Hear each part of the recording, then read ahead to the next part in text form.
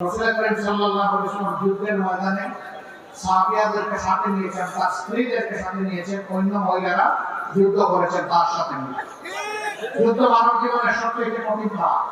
সেই যুদ্ধে আল্লাহ রাসূল মহিলাদেরকে শামিল করেছেন। আমরা কে তাদেরকে ঘরে তালা মেরে রাখা ভয় দেখানো হয়।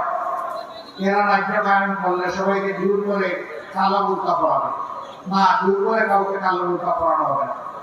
বরঞ্চ মনের খুশিতে মর্যাদার প্রতীক হিসাবে যারা করতে চায় করবেন।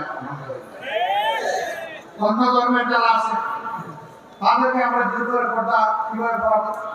তারা তো এই ধর্মের পরিমাণই আনে না। তো তারা যারা ইসলামের পরিমাণ নেয় তাদের উপর কি ইসলামের পর্দা বাধ্যতামূলক? তাদের উপরে জোর কাটানোর অধিকার আমাদেরকে কে দিয়েছে?